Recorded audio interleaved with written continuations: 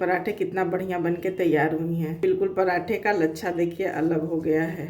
अब गर्मा गर्म पराठा सॉस हरे धनिया की चटनी के साथ खाएं। आप भी इस तरीके से लच्छा पराठा बनाएं, ये खाने में बहुत ही टेस्टी बनेंगी।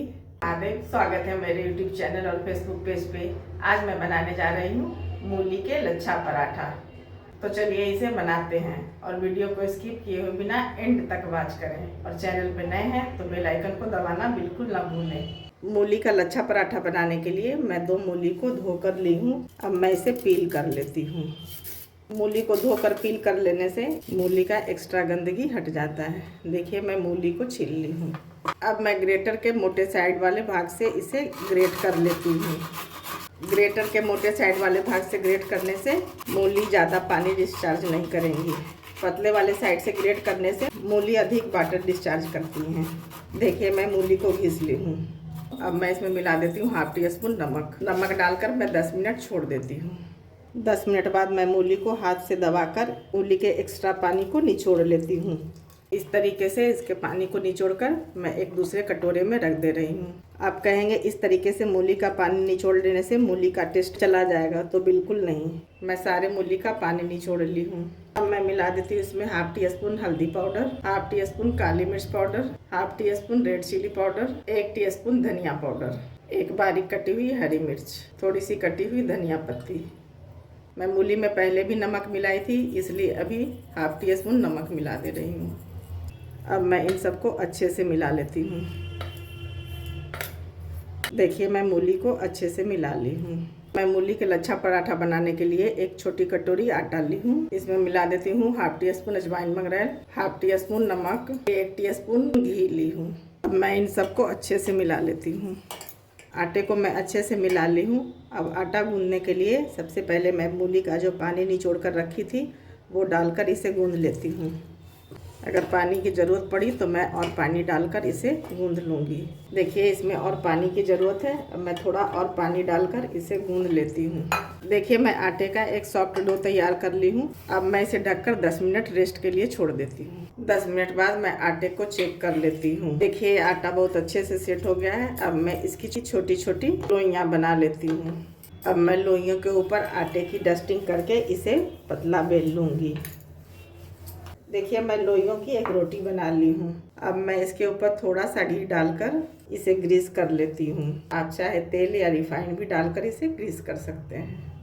और इसके ऊपर थोड़ी सी आटे की स्प्रिंकल कर देती हूँ और इसे भी इस तरीके से फैला देती हूँ। अब मैं घिसे हुए मूली को इस पर इस तरीके से डालकर फैला लूँगी। अब आटे का एक किनारा लेकर इसे इस तरीके से, फिर इस तरीके से, फिर इसे इस तरीके से फोल्ड कर लूँगी। अब मैं इसे इस तरीके से राउंड कर लूँगी। इसे राउंड करने के बाद इसकी देखिए फिर से लोइयाँ बन गई। अब मैं आटे की डस्टिंग करके लोइयों को फिर से बेल लेती हूँ। बेलने में दिक्कत आ रही हो तो आप इस तरीके से आटे के स्प्रिंकल करके इसे बेल लें। देखिए मैं पराठे को बेल ली हूँ।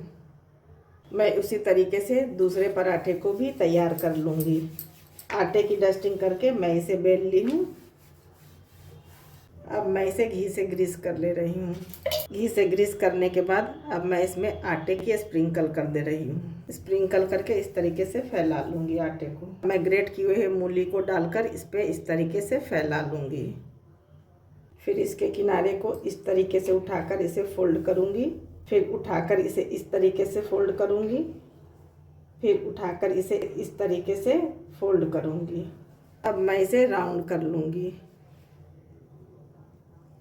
अब मैं आटे की डस्टिंग करके इसे बेल लूँगी। देखिए दूसरा पराठा भी तैयार हो गया। अब मैं पराठे सेक लेती हूँ। मैं गर्म तवे पे बेले हुए पराठे को डालकर इसे मीडियम फ्लेम पर सेक लूँगी।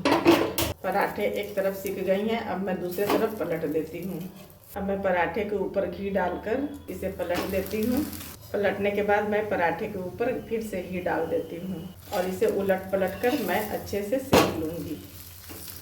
देखिए पराठे अच्छे से सिक गई हैं और इसकी देखिए परत बिल्कुल अलग हो जा रही हैं। अब मैं इसे निकाल लेती हूँ। उसी तरीके से मैं दूसरे पराठे को भी सेक लेती हूँ। देखिए मैं दूसरे पराठे को भी सेक ली हूँ। अब मैं इसे निकाल लेती हूँ। मैं सारे पराठे को सेक ली। तो आप भी इस तरीके से इस ठंड में मूली के लच्छा पराठा बनाएं। रेसिपी अच्छी लगी, चैनल पे नए हैं तो चैनल को सब्सक्राइब, फॉलो, लाइक एंड अपनी प्यारी सी कमेंट देना बिल्कुल ना भूलें। फिर मिलते हैं अगली नई रेसिपी के साथ। हर हर महादेव।